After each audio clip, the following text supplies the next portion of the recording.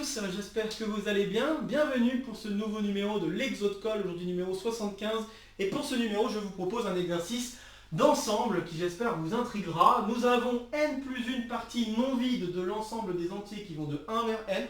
Et on aimerait montrer qu'il existe deux ensembles d'indices, grand I et grand J, non vides, disjoints, tels que l'union ici est égale à l'union qui est ici, dépendant de l'indice grand I, et ici dépendant de l'indice grand J.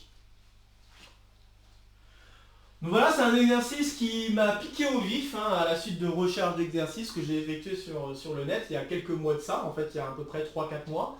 Et en cherchant donc des exercices sur le net, je suis tombé sur une banque d'exercices assez intéressante que j'aimerais vous partager si ça vous intéresse. Une banque d'exercices qui est proposée par un professeur dont vous avez peut-être déjà entendu le nom, qui s'appelle Alain Troesch, qui est un professeur au lycée Louis-le-Grand en MP2I actuellement, et qui propose une banque d'exercices très intéressante, à la fois des exercices de colle pour les MP2I, mais aussi des exercices un petit peu plus poussés. Pareil, si on veut se préparer à la rentrée en classe préparatoire, ça c'est vraiment plutôt cool, je trouve aussi. Donc voilà, je trouve que sa banque d'exercices est très intéressante, et donc parmi les exercices que j'ai pu voir dans sa banque, je suis tombé sur cet exercice qui m'a piqué au vif. Donc cet exercice, c'est l'exercice 2.15 de sa banque, et il l'a intitulé la colle. C'est un exercice en fait qui a été proposé en oral à l'ENS Lyon. Donc ça veut dire que l'exercice que je vous ai proposé, bien que son énoncé est assez simple, est vraiment loin d'être difficile à résoudre. Mais c'est quand même un exercice très intriguant parce que, je vous le dis maintenant, vous pouvez résoudre cet exercice si vous êtes en première année de classe préparatoire. On a juste besoin d'outils de première année de classe préparatoire pour résoudre cet exercice. Ce qui peut paraître assez étonnant. Mais oui, on a besoin vraiment d'outils de première année de classe préparatoire. Je ne vais pas en dire davantage pour l'instant, car j'aimerais vous laisser la totale réflexion autour de cet exercice. Et donc, je vous invite très fortement à faire une pause sur la vidéo pour essayer de résoudre cet exercice avant que je ne dise quoi que ce soit d'autre.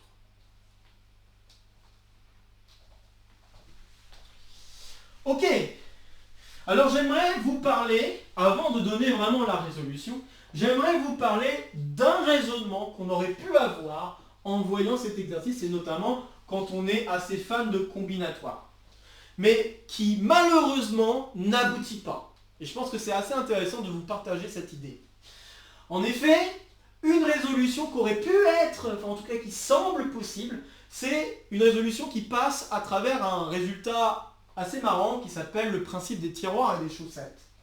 Et je vais peut-être vous rappeler son énoncé, bien que j'en ai parlé déjà dans d'autres vidéos.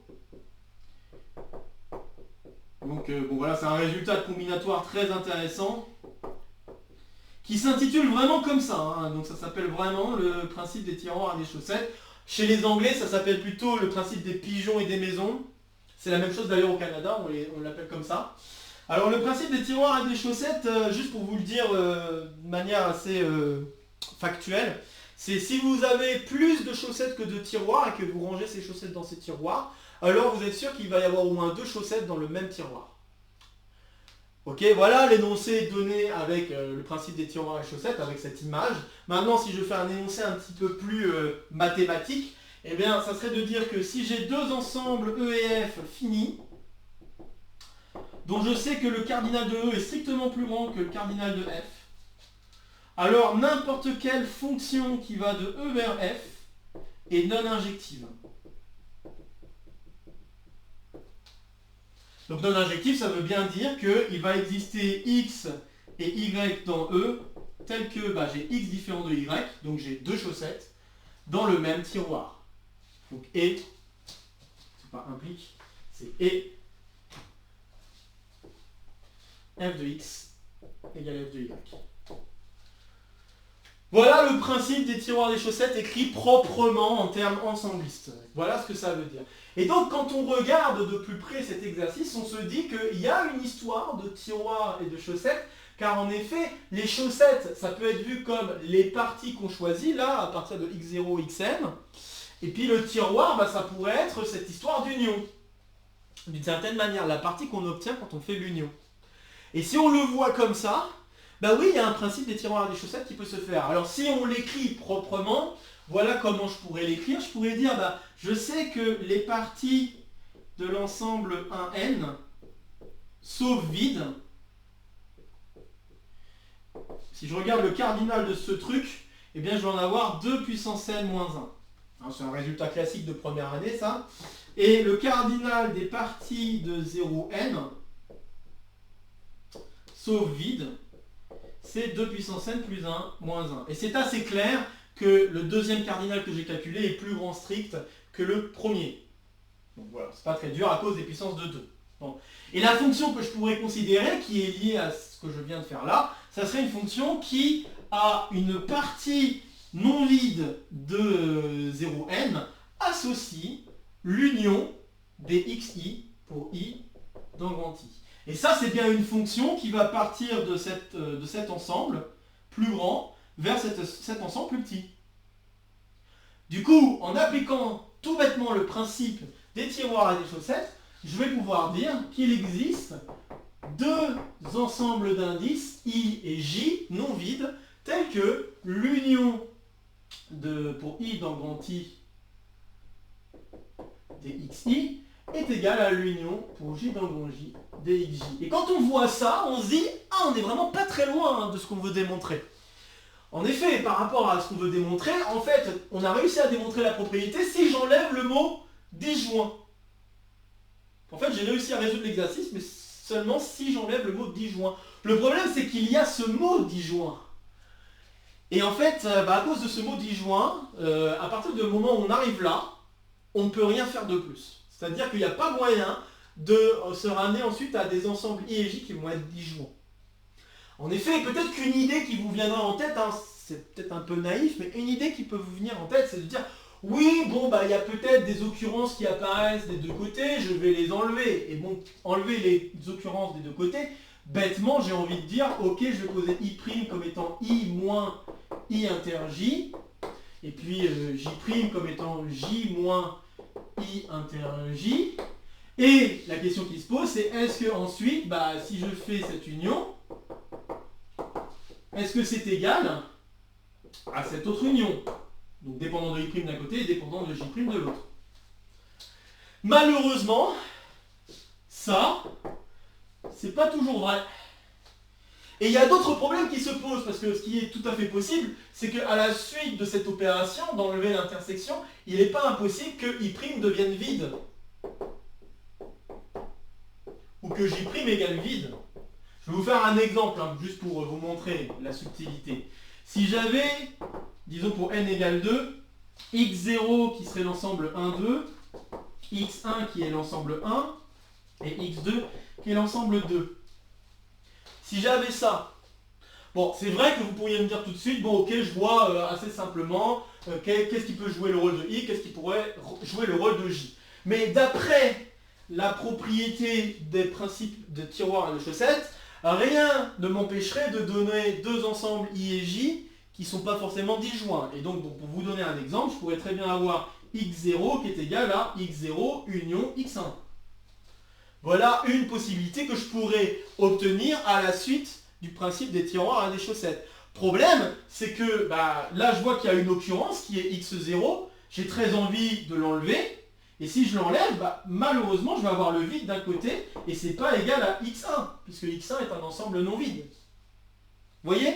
Donc là je vois le double problème que en faisant cette opération I' deviendrait vide, et le problème que même si I' et J' sont non vides, il n'est pas impossible que j'ai deux ensembles qui ne sont pas égaux. Hein. Là j'aurais très bien pu changer ma proposition par x2 union x0 qui marche aussi. Et dans ce cas-là, je vais avoir x1 différent de x2. Vous voyez? Donc c'est quand même pas simple du tout. Là je fais un exemple super simple, super facile, où on voit assez facilement quel genre de I et J pourrait fonctionner par rapport à l'énoncé que j'ai donné au départ. Mais par rapport à ce que j'ai proposé comme résolution, on voit que l'idée d'enlever les indices qui sont des occurrences qui apparaissent des deux côtés, ça ne marche pas. C'est pas une bonne idée du tout. Et donc on est bloqué finalement. À partir de là, on est bloqué. On ne peut pas avancer pour donner deux ensembles I et J qui sont disjoints. De manière assez étonnante. Bon, voilà, maintenant que je vous ai montré une résolution, et d'ailleurs c'était la première résolution qui m'est venue à l'esprit quand j'ai vu cet exercice, mais je me suis rendu compte que ça ne fonctionnait pas. Je pourrais vous parler d'une suite d'anecdotes avec Monsieur Trouèche, là, un petit peu plus tard. Mais avant ça, j'aimerais d'abord vous donner une résolution. Et c'est aussi une résolution qui fonctionne. Mais avant de la donner, je vais vous donner une indication. Un mot, ou plutôt deux mots. Voilà l'indication que j'aimerais vous donner avant que vous fassiez une pause. L'indication que j'aimerais vous donner, c'est espace vectoriel. Alors ça peut paraître un peu bizarre comme indication, espace vectoriel, mais pourtant, on peut faire intervenir des espaces vectoriels dans l'affaire.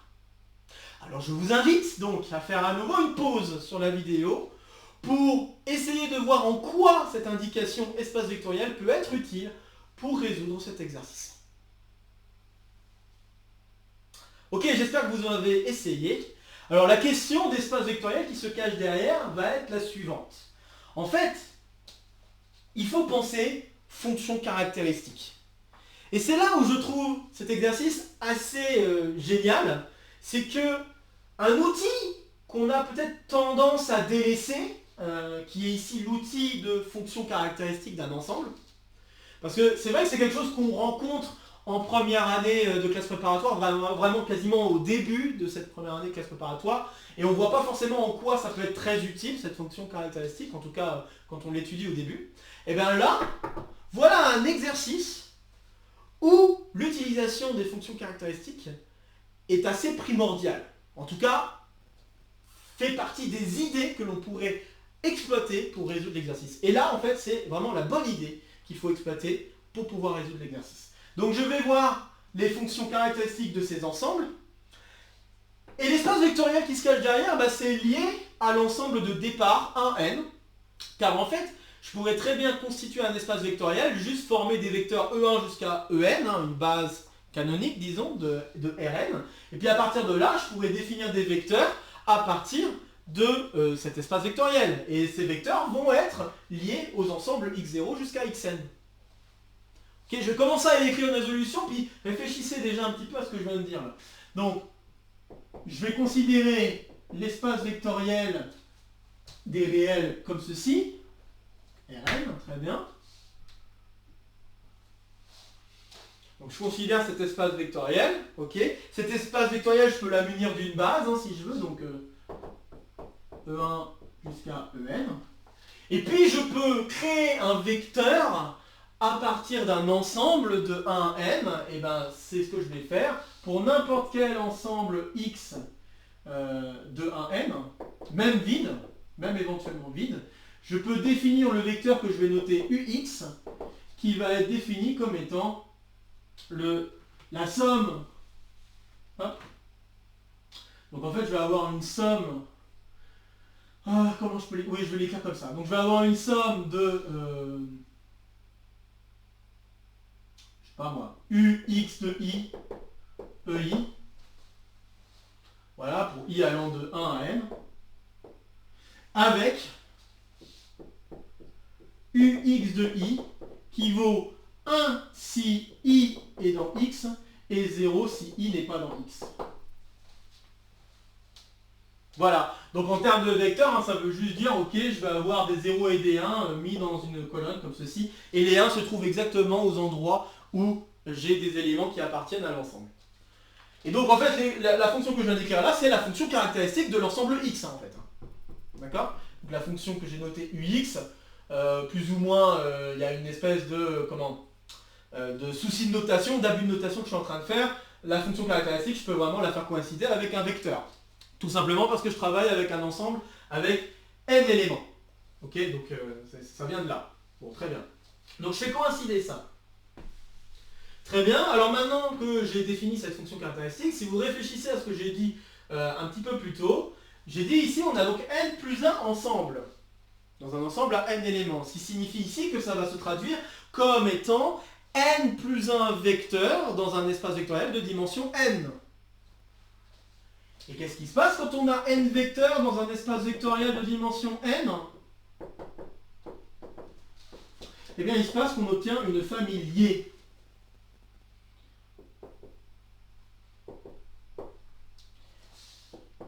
Donc la famille de vecteurs est liée. Qu'est-ce que ça veut dire que la famille est liée? Ça veut dire qu'il existe des coefficients alpha 0 jusqu'à alpha n, des coefficients réels, non tous nuls, donc non tous nuls, tels que eh bien, la somme des alpha i uxi est égale à 0. Donc pour i, alors pour i allant donc de 0 à n. Ok.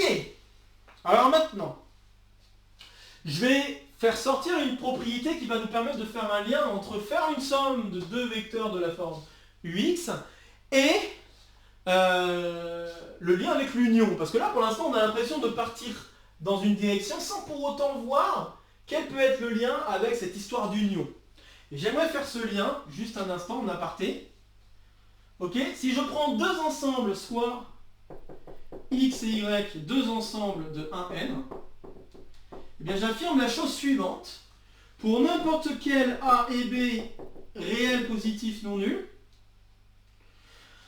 les coefficients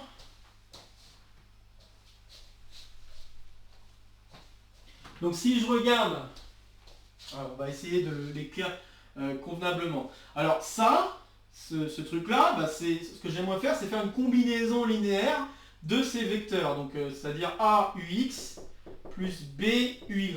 J'aimerais regarder cette combinaison de vecteurs. Si je regarde les coordonnées sur lesquelles on a des coefficients non nuls, eh bien on va voir que ça coïncide avec l'endroit des coefficients non nuls de l'union de x avec y.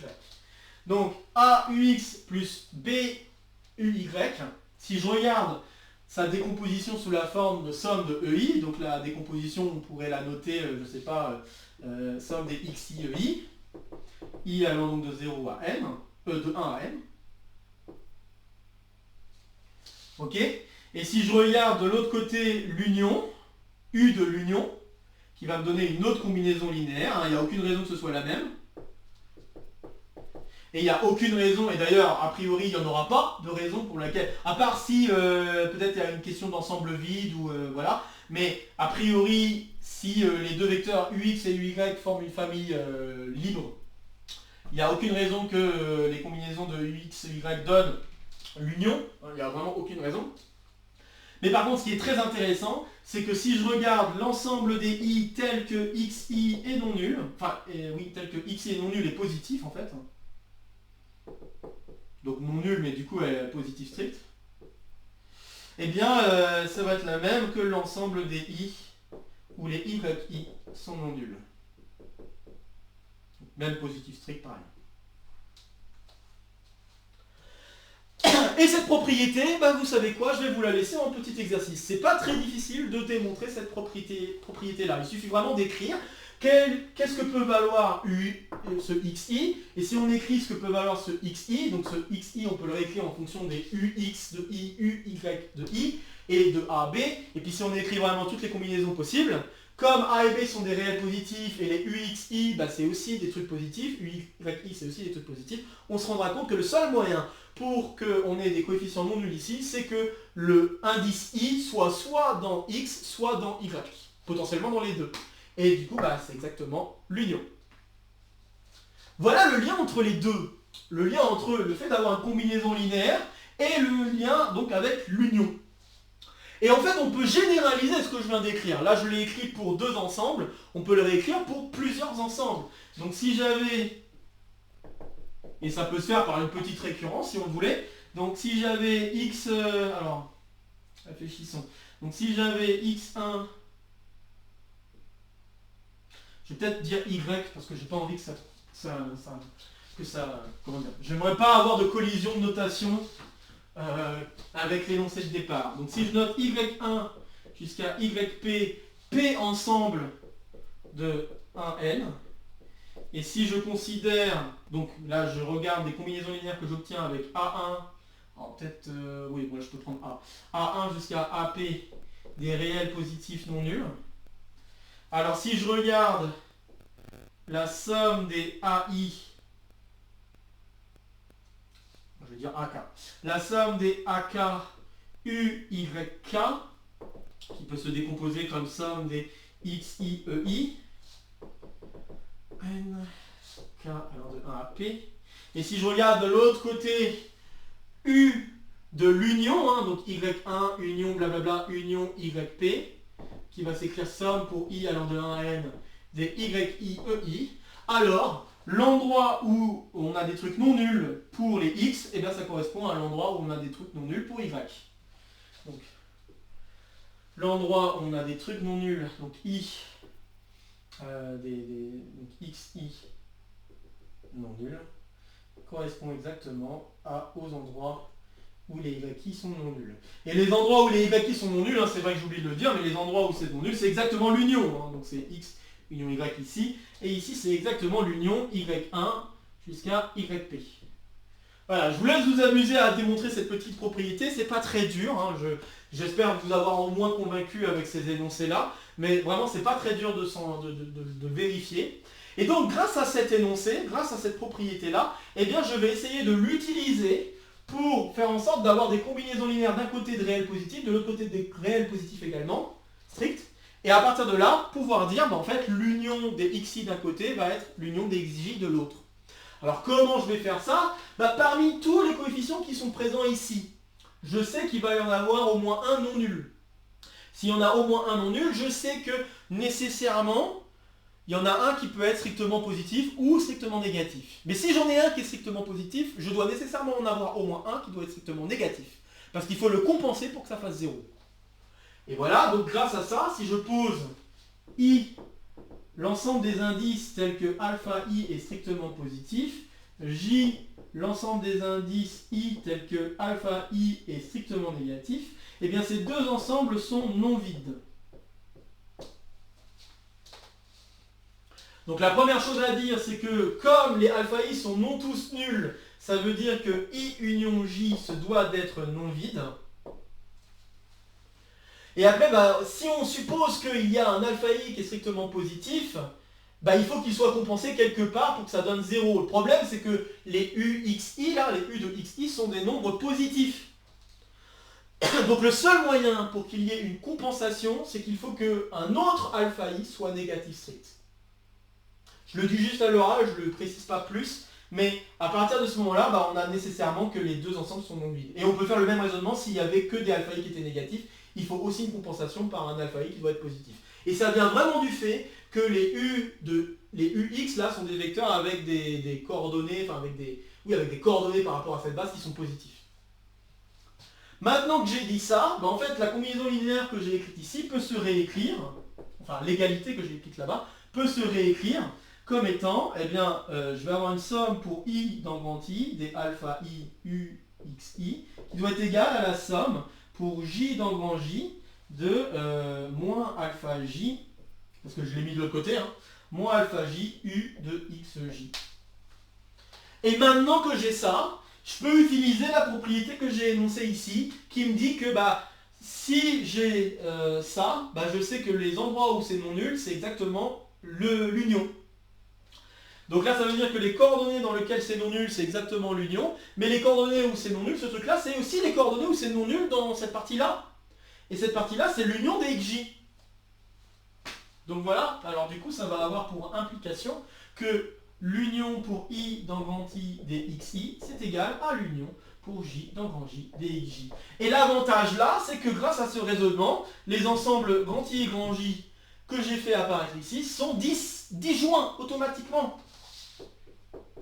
Je ne peux pas avoir à la fois un alpha I qui est strictement positif et un alpha I qui est strictement négatif. Donc ce truc-là est vide. Donc I et J sont disjoints. Donc là, ça vient de la propriété, je peux l'appeler étoile, je ne sais pas. Donc ça vient de la propriété étoile. juste en disant, bah ok, là j'ai une combinaison linéaire de trucs positifs stricts avec les UXI, donc ça veut dire que les endroits où c'est non nul, les coordonnées où c'est non nul, par rapport à la base B, correspondent exactement à l'union. Et ici, pareil, l'union. Mais comme les coordonnées où c'est non nul des deux côtés, c'est les mêmes, ce sont les mêmes endroits, alors j'ai égalité entre les deux unions. Et c'est fini, j'ai terminé l'exercice, je viens de démontrer que nous avons bien cette propriété de vérifier.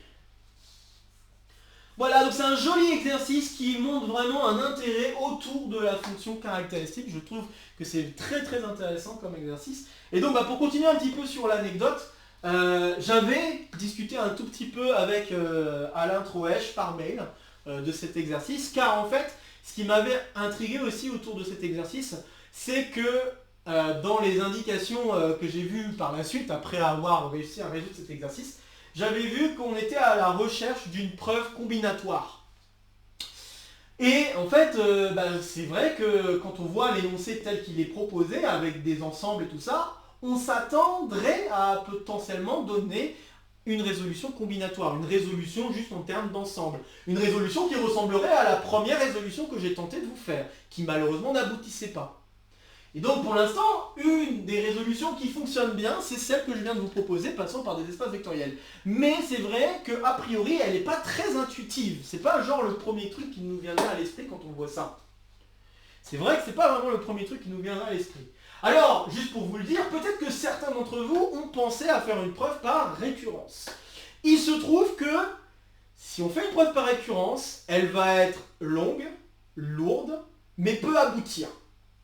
C'est-à-dire qu'il y a vraiment beaucoup de cas de figure à mettre en place, beaucoup de choses vraiment à distinguer, mais si on le fait proprement en tenant compte de tous les cas de figure possibles, alors on peut aboutir à une preuve par récurrence sur le nombre d'éléments dans l'ensemble qu'on est en train de considérer.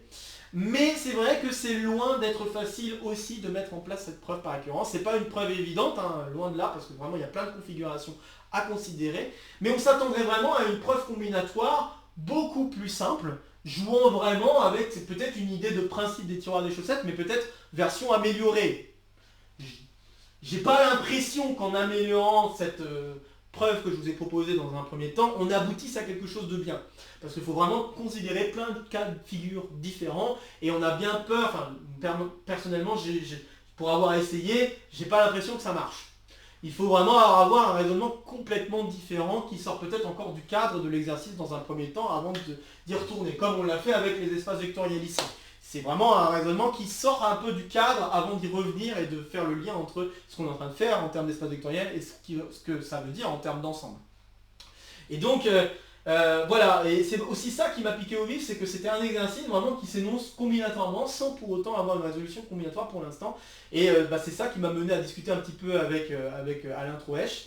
Et à la suite de cette discussion, bon, j'avais déjà cette résolution en tête, j'avais tenté de donner une résolution combinatoire, et voilà, j'avais donné une résolution un peu trop rapide en pensant au principe des tiroirs des chaussettes, mais malheureusement ça n'aboutissait pas jusqu'au bout. Donc c'est la première résolution que je vous ai donnée qui n'aboutissait pas jusqu'au bout, et je m'étais posé la question avec Alain si c'était possible de la raffiner pour se ramener à quelque chose qui donne une résolution, mais a priori ça n'a pas l'air d'être le cas.